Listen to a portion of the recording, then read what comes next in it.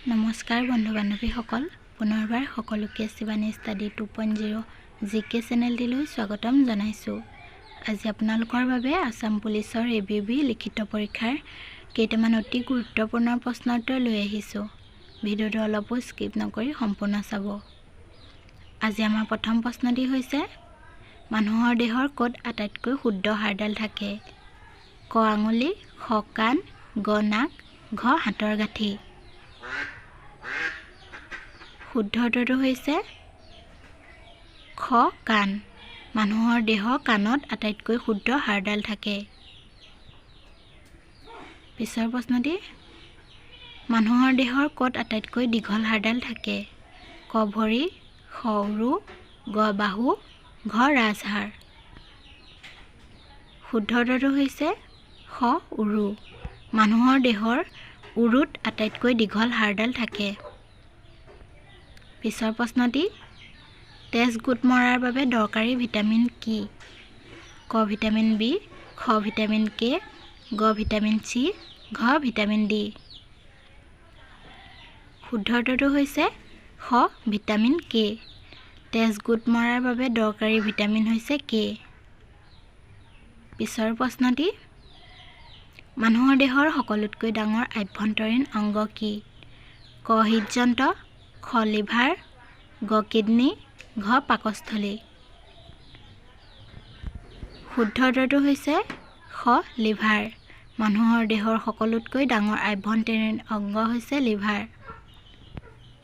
পিছৰ প্ৰশ্নটি, কোনবিধ প্ৰাণীয়ে প্ৰথম উৰিবলৈ শিকিছিল? ক সৰীসৃপ, গ পতংগ, গ স্তন্যপায়ী, ঘ চৰাই। শুদ্ধ উত্তৰটো হৈছে খ পতংগ। পতংগ প্ৰাণীয়ে প্ৰথমে উৰিবলৈ শিকিছিল। পিছৰ প্ৰশ্নটি, আমাৰ দেহত আটাইতকৈ ডাঙৰ মাংসপেশী ক'ত থাকে? ক পেটত, খ তপিনা, গ বাহু, ঘ কলাফুল। শুদ্ধ উত্তৰটো হৈছে খ তপিনা। আমাৰ দেহৰ আটাইতকৈ ডাঙৰ মাংসপেশী তপিনাত থাকে। পিছৰ প্ৰশ্নটি, মানুহৰ মুখমণ্ডলত থকা হাড় সংখ্যা কিমান? ক 7, খ 14, গ 18, ঘ 4ডাল। শুদ্ধ উত্তৰটো হৈছে খ 14। মানুহৰ মুখমণ্ডলত থকা হাড়ৰ সংখ্যা হৈছে 14। পিছৰ প্ৰশ্নটি, আমাৰ দেহৰ কোনটো অংগ জন্মৰ পিছত আৰু বৃদ্ধি নহয়?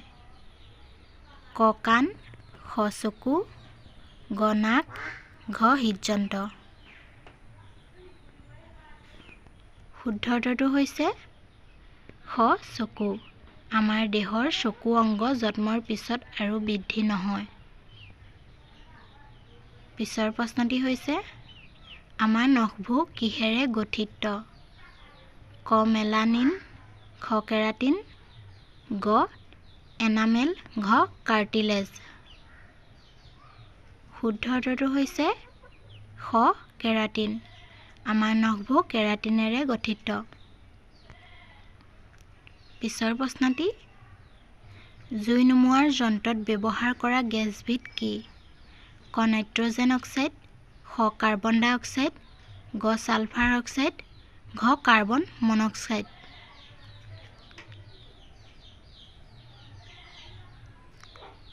শুদ্ধ উত্তৰটো হৈছে খ কাৰ্বন ডাই অক্সাইড। জুই নুমুৱা যন্ত্ৰত ব্যৱহাৰ কৰা গেছবিধ হৈছে কাৰ্বন ডাই অক্সাইড। পিছৰ প্ৰশ্নটি, সাধাৰণ নিমখৰ ৰাসায়নিক নাম কি? ক ছডিয়াম ক্লৰাইড, খ ছডিয়াম ছালফাৰ, গ পটাছিয়াম, ঘ লিথিয়াম।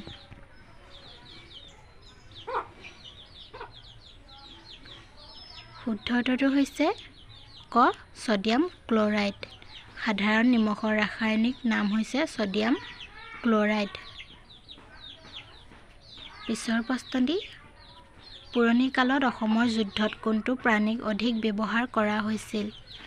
ক ঘোঁৰা, খ হাতী, গ গৰু, ঘ কুকুৰ। শুদ্ধ উত্তৰটো হৈছে খ হাতী। পুৰণি কালত অসমৰ যুদ্ধত হাতী প্ৰাণীক অধিক ব্যৱহাৰ কৰা হৈছিল। পিছৰ প্ৰশ্নটি অসমত চাহৰ চহৰ বুলি কোনখন চহৰক কোৱা হয়? ক ডিব্ৰুগড়, খ যোৰহাট, গ তেজপুৰ, ঘ নগাঁও। শুদ্ধ উত্তৰটো হৈছে ক ডিব্ৰুগড়। অসমত চাহৰ চহৰ বুলি ডিব্ৰুগড় চহৰক কোৱা হয়। পিছৰ প্ৰশ্নটি নেমু টেঙাত কোনবিধ এচিড পোৱা যায়? ক চাইট্ৰিক এচিড, খ নাইট্ৰিক এচিড, গ ভিনেগাৰ, ঘ এটাও নহয়। শুদ্ধ উত্তৰটো হৈছে ক চাইট্ৰিক এচিড। নেমু টেঙাত চাইট্ৰিক এচিড পোৱা যায়। পিছৰ প্ৰশ্নটি বিশ্বৰ আটাইতকৈ ডাঙৰ মন্দিৰটোৰ নাম কি? ক কামাখ্যা মন্দিৰ, খ টিলিঙা মন্দিৰ, গ অংকৰাৱাট মন্দিৰ, ঘ তিৰুপতি মন্দিৰ। শুদ্ধ উত্তৰটো হৈছে গ অংকৰাৱাট মন্দিৰ। বিশ্বৰ আটাইতকৈ ডাঙৰ মন্দিৰটোৰ নাম হৈছে অংকৰাৱাট মন্দিৰ।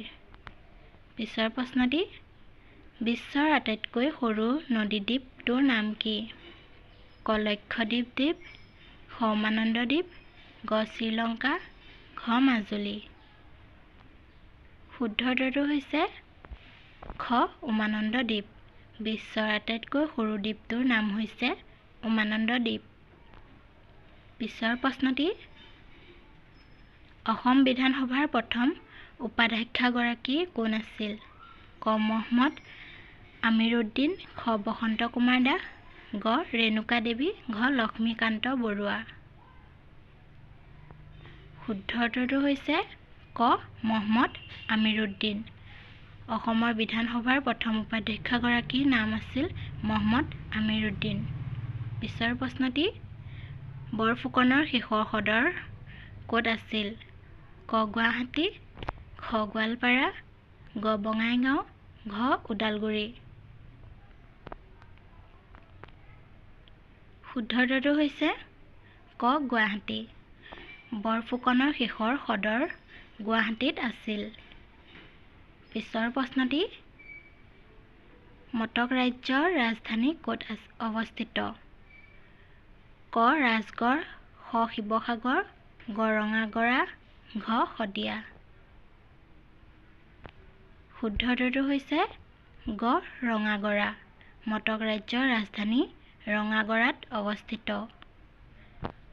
আমাৰ শেষৰ প্ৰশ্নটি হৈছে বৰফুকন পদ কোনে সৃষ্টি কৰিছিল? ক প্ৰতাপ সিংহ, খ চুহুংমুং, গ গদাধৰ সিংহ, ঘ এটাও নহয়। শুদ্ধ উত্তৰটো হৈছে ক প্ৰতাপ সিংহ।